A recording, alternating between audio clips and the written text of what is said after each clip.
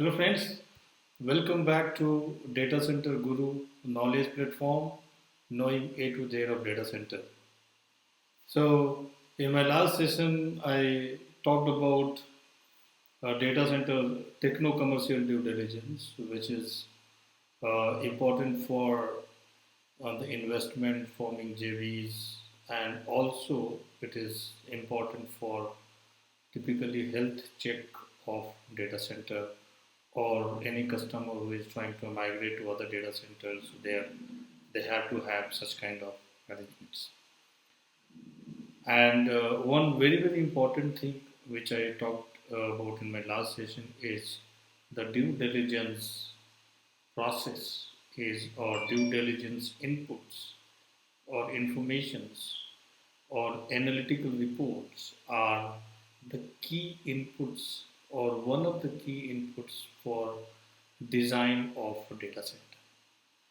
So in today's session, we are going to talk about data center design.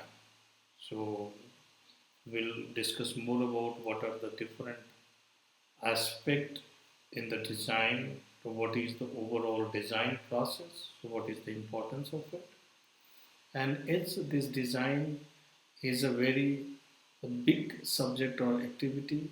So I have divided each and every stages of the design process in different sessions so that I can be able to elaborate more in detail and you will have a better understanding of different stages of the design and also the overall design aspect of it. So coming back to design process. So before we move to the design process, we must understand what is the design, the basic. So in nutshell, if you ask me, design is a plan with set of specifications which helps you implementation or construction of a data center. So design is a very open word and which can be used for multiple purposes like which I talked about in due diligence. So which is normally done before implementation. So you have brought complete clarity in what needs to be implemented on a piece of paper for the detailing so that that becomes the benchmark or that becomes the baseline for construction or implementation people to implement the data set. So if we talk about the design process, so there are five stages in the design. And the first stage, which is inputs. So we have to collect couple of inputs from the different sources. Like I talked about, due diligence is one of the input which is required. We have to collect uh, the requirement from the customer. We have to, in terms of their business requirement, in terms of their technological requirement, efficiency requirement, availability requirement, so operational requirement. So there are different type of requirements which is provided by the different stakeholders, and those inputs becomes the key basis for designing the data center. So once you have all the inputs which is required for the data center, then we move to the next stage. So the next stage is master plan. So master plan is applicable majorly or mostly for greenfield project of data center. Like you plan to build a large data center in multiple phases.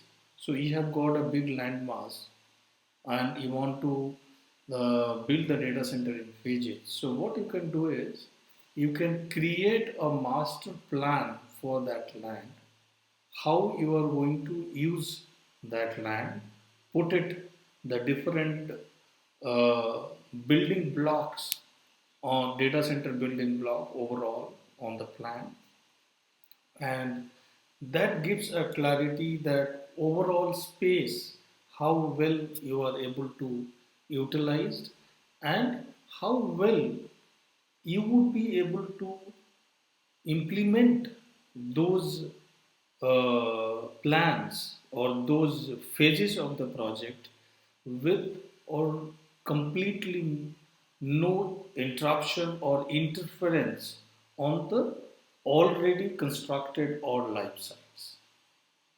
So, master plan is the base plan to start with. People call it blueprint for the overall the master plan of it. So, we will talk in detail what are the different aspects in the master plan in my subsequent session. Once you have it, and let us say there are a lot of data center, or earlier it was more used to be that they used to build the data center in the existing building. So they already have land, they have already have existing building, and there they want to build. So there, this master plan activity is not so much of relevance. It has got much higher relevance in the projects which are greenfield project, or we talk in a data center language, and in raw language you can say whenever you are scratching or starting the entire project from the scratch, from a piece of land, and then you're creating a master plan and moving other stage of the design process. The third stage is the conceptual design, concept design. So, concept design is you have understood all the requirements from the customer, you have understood the site conditions, you have understood the different inputs from the due diligence process. So, once all these inputs are available to you, so you create a concept design on the building block level in multiple options. So, two options, three options. And then you discuss with your customer in terms of these are the concept design which is more appropriate and meeting your overall requirements, whatever you have stated based on the criteria. And also, you have to talk about pros and cons of those designs. So, we are helping, or you need to help the customer in decision making process by bringing all these inputs of the concept design and also pros and cons, so that he select one of the option. So once the concept design is frozen, then as a part of the concept design, there is another process called design basis. Because when you talk about detailed design, then you have to drill down into each and every subsystem on nuts and bolts level. And for that, you need to have some design considerations, or we call it design basis. So design basis are the technical inputs which is not directly linked with the requirements, but somewhere it is linked with or indirectly outcome of those requirements, which you have to assume as a baseline of the design. So you have to run through those design baseline report with the customer to bring clarity the what are the technical considerations which you are making to do the detailed design of the data set. This is very, very important, and without design considerations, it is not possible to do the detailed design of data set. So detailed design is, as I said, you are drilling down into each and every subsystems. So as we will talk more about in my subsequent session, what are different aspects and how do we look at and prepare the detailed design part of it. Then the last step is once your design is detailed design is ready. That means plan, the blueprints, drawings for specifications for each and every system is all done. Then comes ready for construction drawings and specifications. So there is a difference between design drawing and the construction ready drawings. So construct design drawings are not 100% matched or coordinated with the site conditions of different kind of services. As I said, there are multiple building blocks, so multiple services which goes into the data center. And when you start implementing it to avoid the crisscross or overlap of the services, the detailed coordination needs to be planned so that you prepare. And secondly, in construction drawing you have to provide more details of the different drawings and specifications which will be useful for the projects people to implement those systems or subsystems in a clearer fashion. So typically we are bringing more clarity to the project team whenever they are implementing it. So as much as clear your construction documentations or drawings are, that much success or probability of success of your projects which is going to be. And as much as the more ambiguities in the drawing, you will have more issues during the construction phase. Okay, so these are all the five stages of the design phase which needs to be considered. And what I plan to do is I plan to cover each and every stages of the design in a separate session so that I can be able to do some deep dive or drill down into more details of it and articulate it more in a simpler and clearer fashion for you better understand. In today's session, so we are covering the first block which is called inputs. So what are those different inputs and how do we consider in the design phase? We'll be talking in my subsequent slide.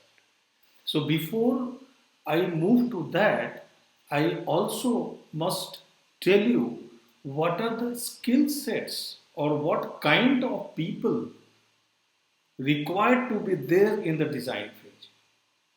So in my last session when I was talking about the data center skills, what are the different level of skills required during the data center life cycle, that I have covered in one of my previous session.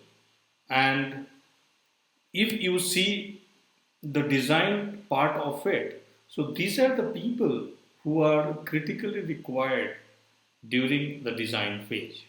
So project manager is nothing but a single point of contact because there are multiple stakeholders in the design process and there has to be somebody to coordinate with all and ensure that the communication is clear and there is no overlap. So that is point number one. And then balance all those people below are all technical people. So we are talking about DC solution architect. As I said, DC solution architect is nothing but he is the guy who knows on the block level what are those building blocks and how to integrate those building blocks together. So he may not be expert in each and every building blocks or a specific subject, but he knows how to put all those building blocks together or how to solve those puzzles. Then for each and every subsystems or building blocks, there are subject matter experts, and those subject matter experts are required to do a detailed design of specific systems or subsystems. So you need architect, so who should be able to create a complete, not only the master plan, but he has to create the layout, floor plans, elevation, architectural view, and so on and so forth. Similarly, you need to have civil and interior people, how the whole civil and interior aspects of the fit out is going to be taken care of. You need to have structural engineer. It is very, very important because there is difference between data center building and the commercial building from structural point of view or the load requirement point of view. Normally, the commercial buildings are made for 300 to 400 kg per square meter load bearing capacity of the floor. However, the data center requires more than 1000 kg per square meter. So, normal commercial building without doing any structural strengthening, it is not possible to build data center in the commercial building. So, a structural engineer is going to look at all this aspect of the structure and ensure that the floor loading capacity and also where you are going to have the pillars, that is also very important, because if if it is a greenfield project and you have got opportunity to decide the position of your pillars, then a lot of services issues get solved. Similarly, you have got electrical. So electrical is another vast subject. So in electrical, there are multiple kind of system, like you have got DG sets, you have got entire distribution system, you have got UPSs, which is critical, you have got transformers. So electrical subject matter experts know all those systems, whatever it comes into, and he takes care of that. Similarly, SME cooling, or we also call it mechanical. So how the entire cooling or design has to be done from, and what kind of technology we are going to use based on the site condition and the requirement. So, and from up to down, how the entire cooling distribution which is happening from inside the data center and outside, how the entire heat exchange process is happening. So detailed design. Similarly, the SME required for safety and the security systems. So safety and security system in data center, we are using a lot of technology around it. We have got access control system, different level of perimeters, different turnstile, scanners, bomb detections and metal detectors, and so on and so forth. Similarly, you have got CCTV surveillance, um, and similarly, for safety, there are multiple system, fire alarm system, fire suppression system, VISDA. Similarly, water leak detection system, rodent repellent. So there are a hell lot of technology or system which is there to take care of safety and security, and the SME knows all those stuff. Similarly, automation. So people call it monitoring and control also. Nowadays, as you know, automation plays a very important role for data center, and we have experienced also during the COVID days where people had issues reaching the site, and they had to manage the entire site with limited or with no resources on site and manage the entire data center operations. It was very challenging, and that's how it is more thinking of on the operations. What is the level of automation which we can be able to drive on the site, and how can we achieve it? So there has been a lot of drive which is happening around automation, and automation people knows the entire detailed subject. Similarly, you need draftsman or AutoCAD operator or Revit. There are different kind of technology which is available. There are operators for all, and those people are required to prepare whatever we are thinking, whatever we are designing on a piece of paper, so that it can be shared in a 2D format or 3D format with anybody which help them in implementation process. So coming back to design inputs. So first block of design I am covering, that is design inputs. So as I said, design is a very complex for data center, and very important stage, and design inputs are much important, because you also say garbage in garbage out. So whatever inputs you give, so that becomes the baseline of your design process. So there are broadly four inputs which comes as a part of the design inputs, and the first input is the requirement. So customer has to very clearly state his requirement, the data center requirement or the business requirements, which can be converted into the technical inputs. So based on the requirement what customer provides, the data center solution architect has to understand the requirement and convert into the technical inputs which is uh, required for design inputs. So the broader, I will not get into the detailed part of it, but the broader requirement what we expect from the customer is like how many number of racks and how you are going to implement the data center in phased manner. So each phase is how your data center is going to be or rack wise deployment is going to happen. Similarly, what is the per rack power density? It is very very important because based on the technology what it is coming, the power density per rack is increasing every year.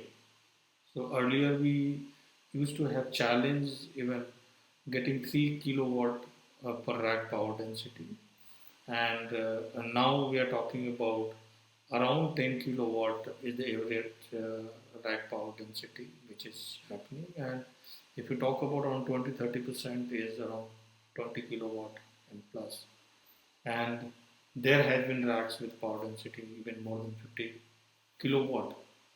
So wherever those racks are typically used for AI and ML applications, which requires very high volume of compute and storage.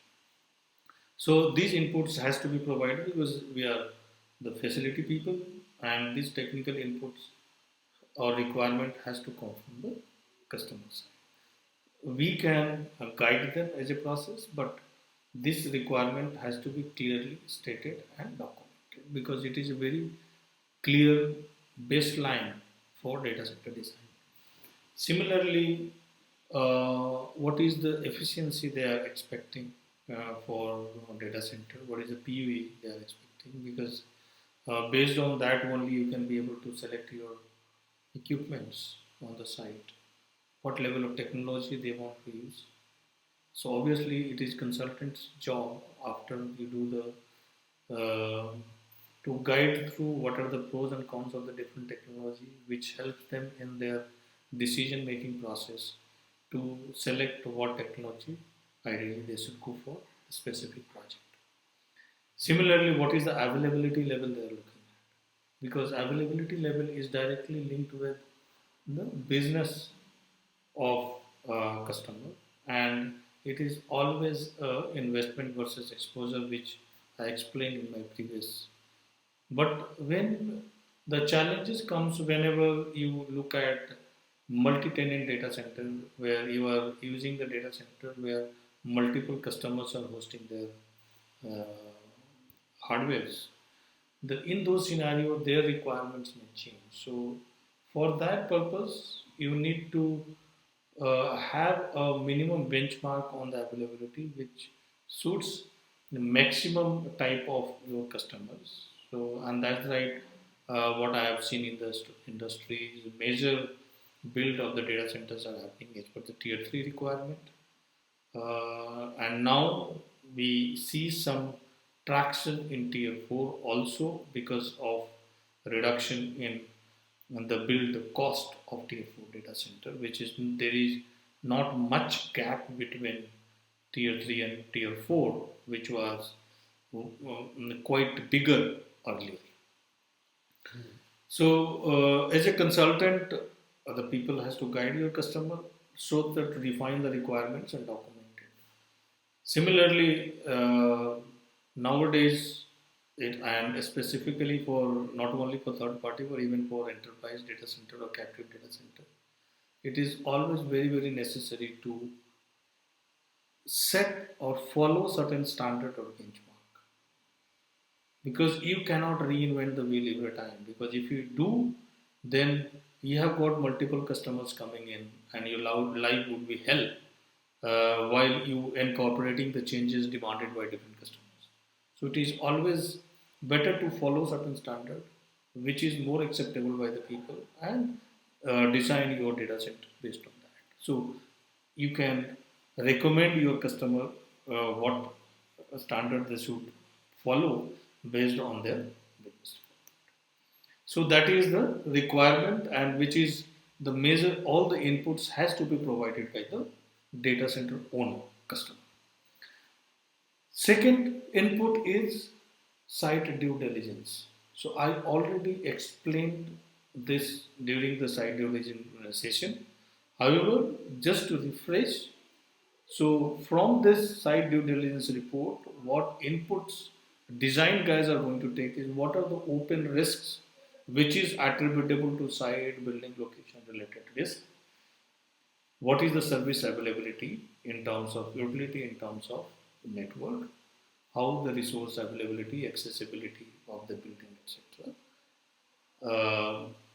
Open risk in terms of environmental threats, natural hazards, or even man-made threats which is there, like your whether your aerodrome is nearby or airport is nearby or a railway track is going around it or such kind of. There is a detailed due diligence process and inputs which you need to take, and accordingly all those inputs becomes the part of the design, and it must be incorporated in the design, and that will help mitigating or even minimizing the risk.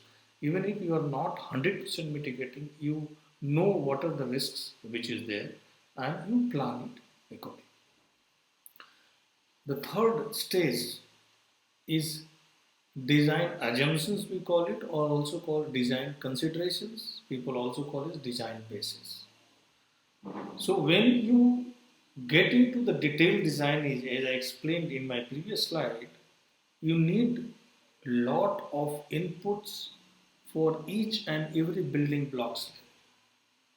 So it is not job of a customer, because he doesn't know the subject on nuts and bolts level, and he expect their consultant to list out the entire design basis or considerations, run through them on the pros and cons basis, and then mutually agree on the design considerations, because this is very important inputs for detailed design of the data center. If somebody is designing transformer or DG sets or entire distribution system, UPS, cooling, so on and so forth. So specific building blocks are very important. These design assumptions and considerations. Lastly, statutory compliance. So obviously each and every location or country or cities or state has got different statutory requirement as a part of the building code.